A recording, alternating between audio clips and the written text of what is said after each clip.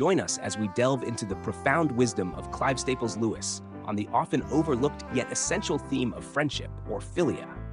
In this enlightening lecture, Lewis articulates the subtle nuances that distinguish philia from other types of love, such as eros, the romantic love, and storge, the affection among family members. He passionately argues that while friendship might not seem as indispensable as other loves, it is indeed like an unexpected gift at a long feast, enriching our lives in unanticipated ways. Discover why Lewis believes friendship is undervalued in society, often seen as less vital compared to the more instantly gratifying emotional bonds of romantic and familial love. He explores the rarity and significance of true friendship, suggesting that its scarcity is what makes it so precious, and not everyone is fortunate enough to experience its depth. Lewis also challenges common misconceptions about friendship, emphasizing that it is not mere social acquaintance, but a deep mutual understanding and respect between individuals. He points out that true friendship doesn't always need to be expressed through words. It exists in the silent language of empathy and shared respect. Concluding his lecture, Lewis encourages us to cherish and nurture our friendships, recognizing them as crucial to our emotional and spiritual well-being. He invites us to appreciate the unique beauty of philia and to seek out genuine friendships that can profoundly transform our lives. Prepare to explore the subtle art of friendship with Clive Staples Lewis and learn why nurturing these bonds is key to a fulfilled and joyful life. I want to talk about philia. In our age, it's much harder to talk about this than about storge and eros. When those are your theme, you find a prepared audience. Their importance and beauty and value have been stressed and indeed exaggerated again and again. But very few modern people think friendship a relation of comparable importance. We readily admit that besides a wife and family, a man wants a few friends.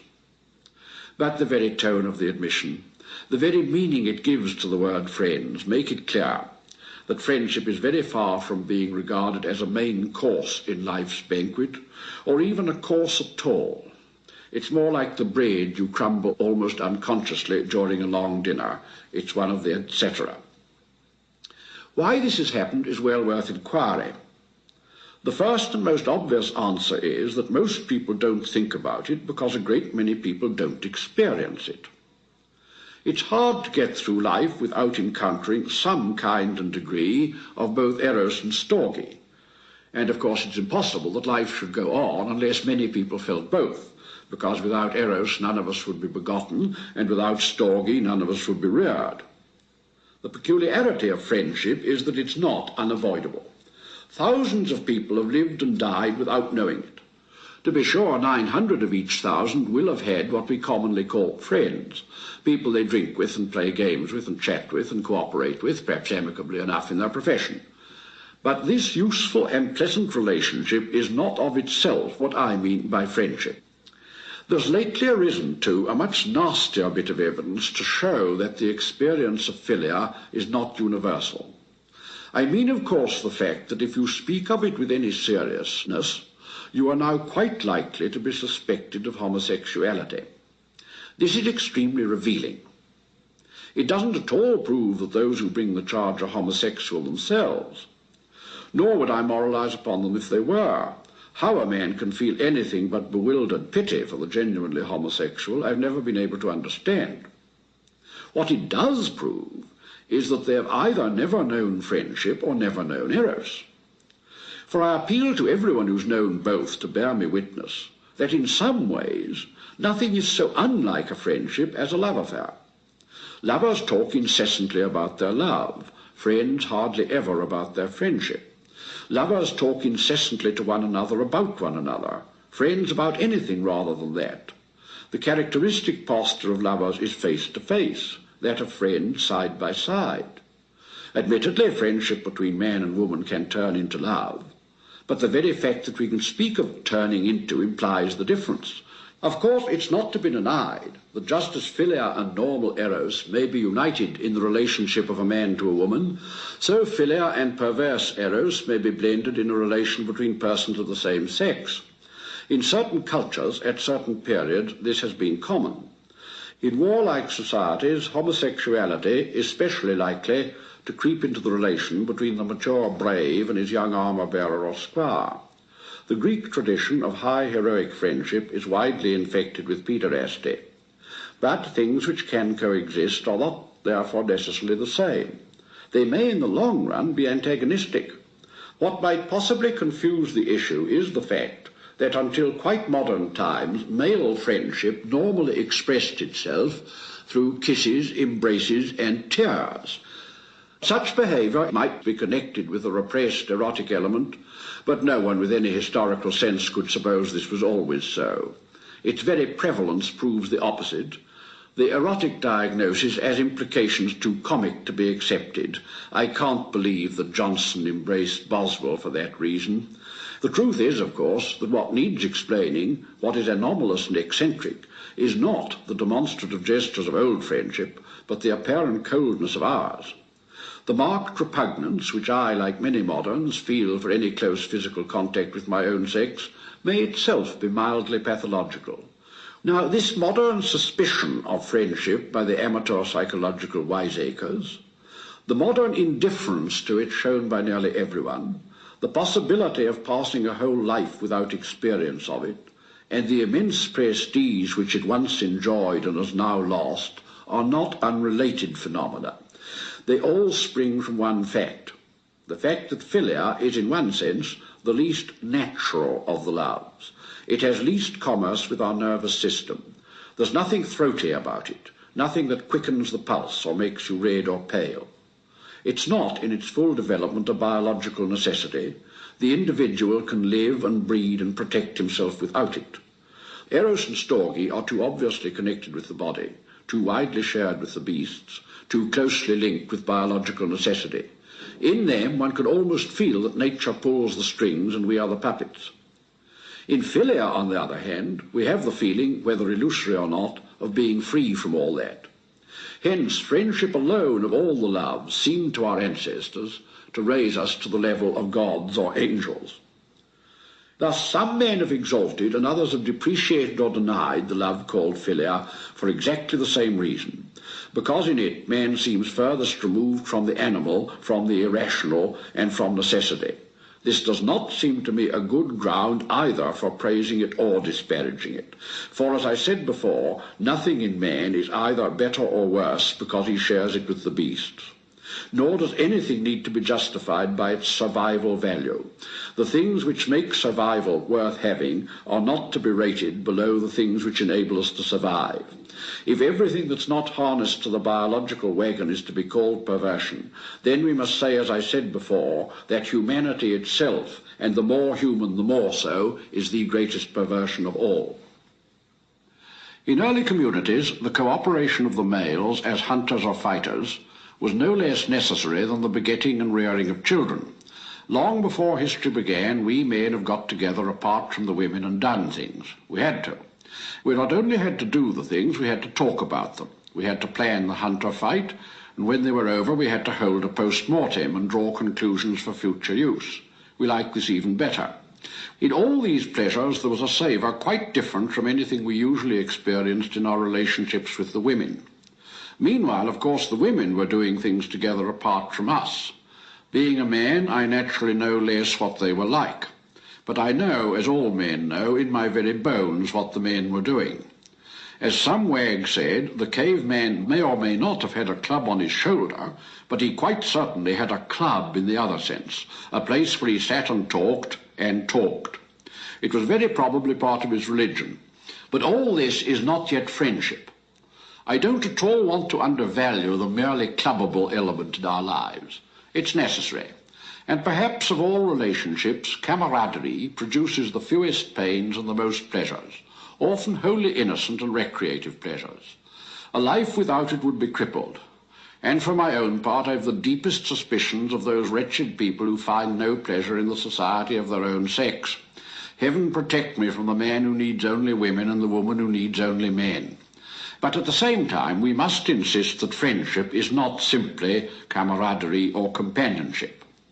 Those who don't experience friendship or philia proper think that friend means only comrade or companion, one with whom we can collaborate easily or spend our leisure agreeably. But those who know philia make a distinction. Among their 100 or so comrades, only 5 or 6 may be in the true sense friends. Of course, in ordinary conversation, they apply the word friends to the whole 100, but that is a façon de parler, a polite fiction, like the adjective dear at the beginning of a letter. Those whose society we enjoy may fail in 2 different ways to qualify for the title of friends. First, we may enjoy a man's conversation without liking the man. He may be highly intelligent or amusing. So long as he will talk on a subject we want to learn about, or so long as he makes good jokes, we may be delighted. The moment the conversation moves on to a deeper level and forces us to attend to his personality, we may be repelled. We may even receive from him pleasures we're ashamed of, as when we listen to a scandalmonger. There are, it's true, people who seem never to make this distinction. Liking a man and liking his talk are for them all one. The confusion is elementary, but we needn't be surprised at it when we remember that other people can't distinguish between liking an actor's performance and liking the actor as a man, nor between enjoying a book and imagining that they like the author. But everyone can understand the opposite situation, in which we like the man but find his society rather dull. And so also there are wits whom we enjoy without love, without esteem, and without confidence. Secondly, there may be a man with whom, while we live in the same place or share the same job, while we have the same recreations, we seem to be in the relation of friendship. Then the chances of life separate us. We meet him 5 years later and find that when the first delighted greetings have passed and a few reminiscences have been interchanged, we have hardly a word to say to him nor he to us. Neither of us need have changed at all seriously in character, yet both have mistaken for a deep union of personalities what was really only a common stock of aims, hardships, hopes, fears, triumphs, annoyances, and jokes, externally provided by the place or job they happen to share. Now, it's just here that the friend is most clearly distinguishable from the companion. After almost any tract of time or any change of residence or occupation, the old unity will be intact. Everything will be taken up again as if we'd been parted only for a few hours. We've no need to fall back on reminiscences, though we may do so for the pleasure of it, but we're not reduced to them, whereas the attempted revival of mere companionship has no other coin. The difference between mere companionship and friendship depends on the nature of the shared activity. The men of the tribe sit talking together because they are all hunters and warriors. Take the individuals apart, place them for a few years in different cultures, using different techniques, facing different problems, and then reassemble them. I very much doubt if the old companionship, the old club, would come to life again. For the bond of union lay in their functions, not in the personalities of each. But if in that prehistoric club there had been 2 who went sometimes apart to talk of something which the rest had no bent for, 2 who were groping their way towards the beginnings of art or philosophy or religion, then I should expect that those 2, at such a reunion as I'm imagining, would resume their old relationship. They are linked together not as warriors or trappers, but as men, as the very 2 men they were and are. The activity they shared, they always will share as long as they are the same men. As Montaigne says, a man is my friend because he is he, because I am I. Whereas a man is my comrade because he is my colleague or neighbour or ally.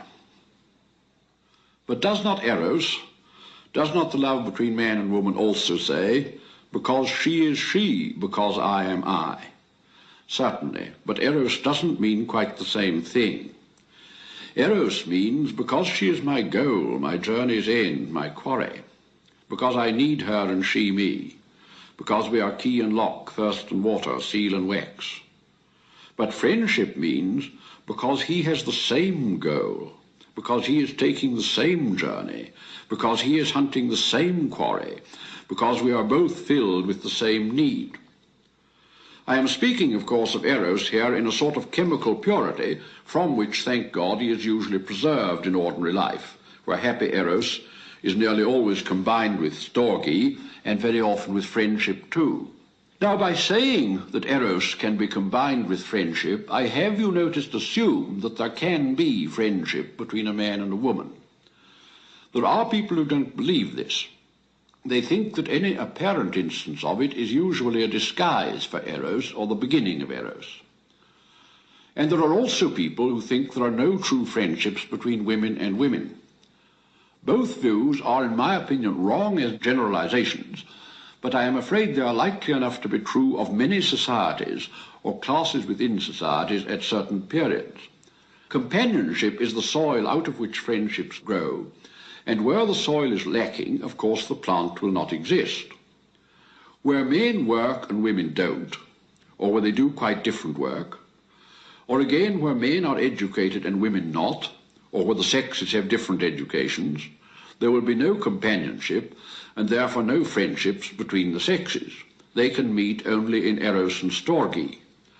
For I don't think lovers can be in the true sense friends as well as lovers, unless they're the sort of man and the sort of woman who would have been friends even if they had not fallen in love.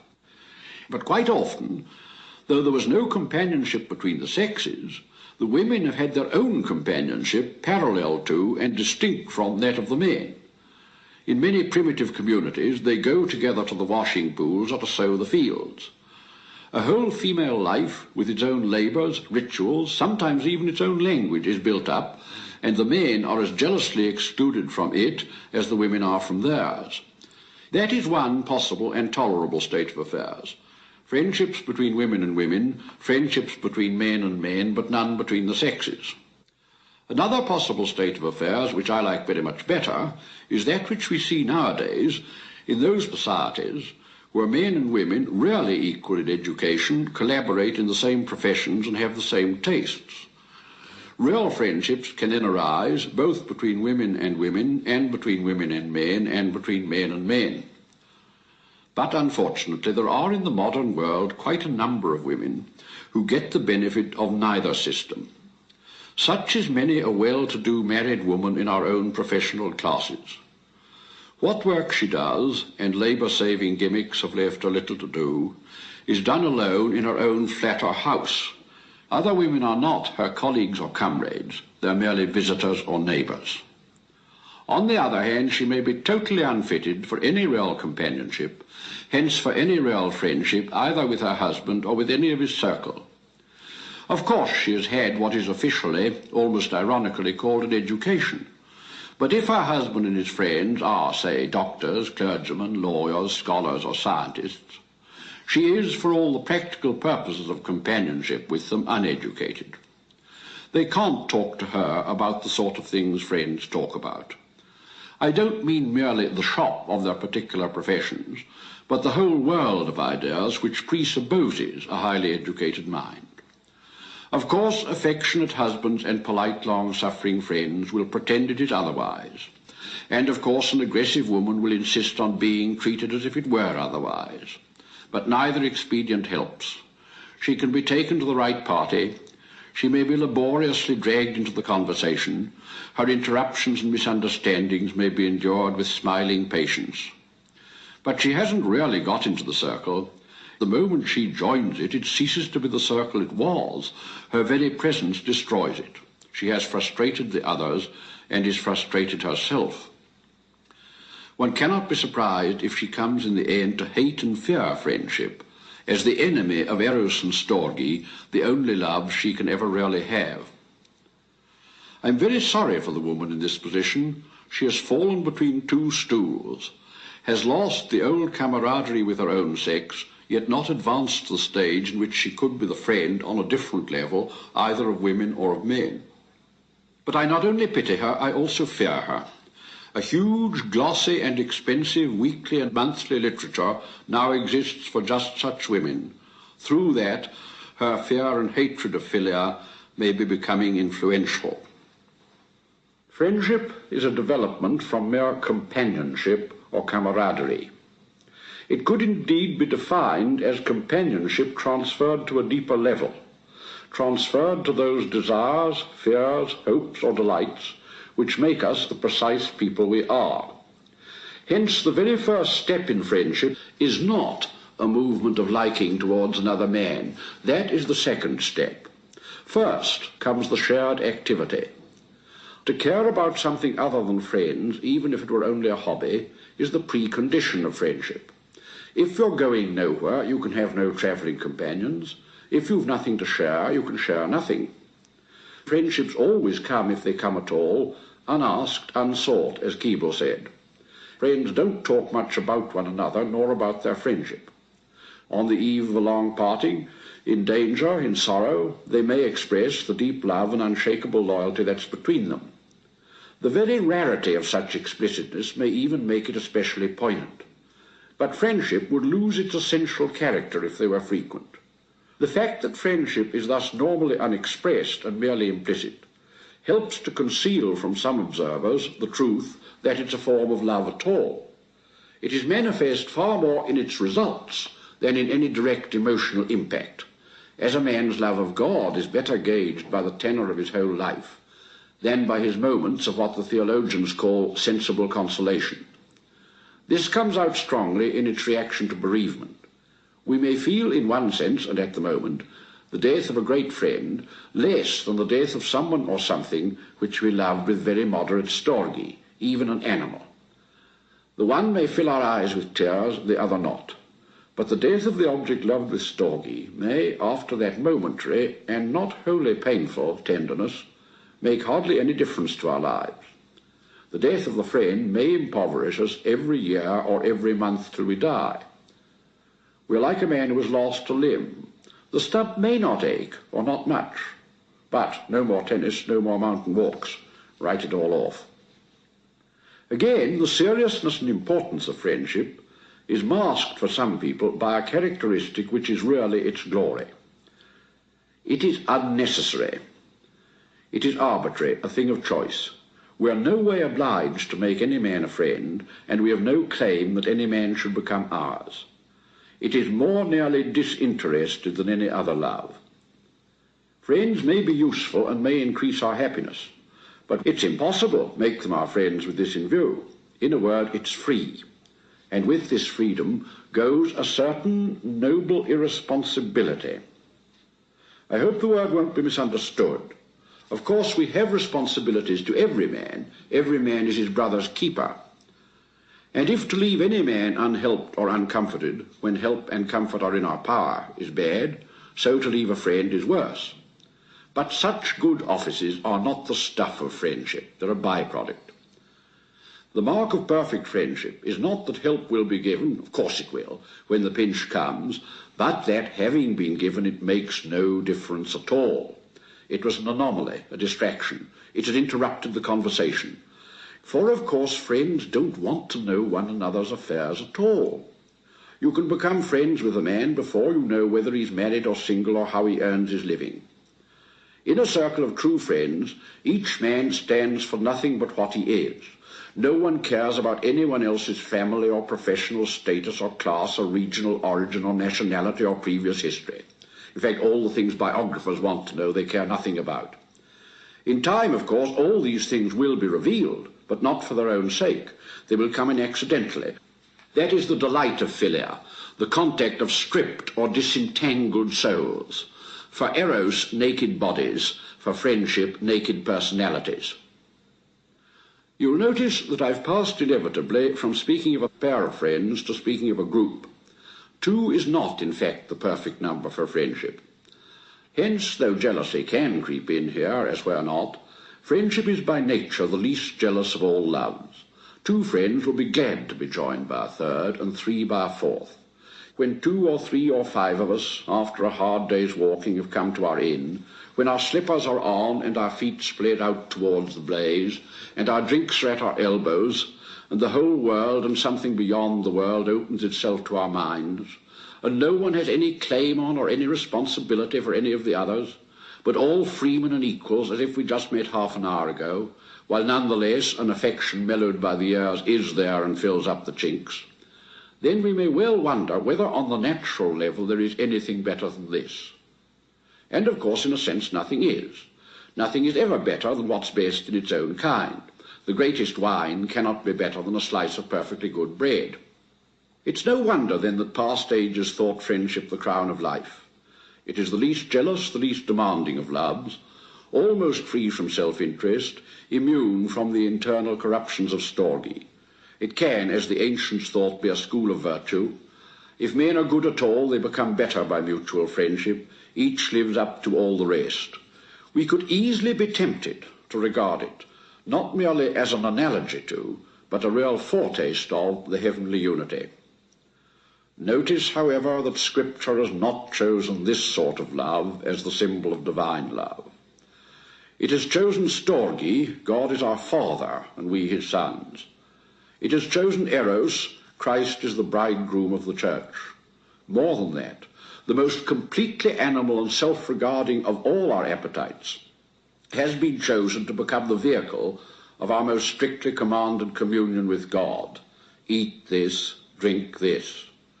It looks as if God, or God's plans for our redemption, were not in the common sense of the word half so spiritual as the higher paganism supposed. He seems to descend deepest into nature when he intends to lift us highest. Blood and guts and glands and genes and things of that sort don't repel him.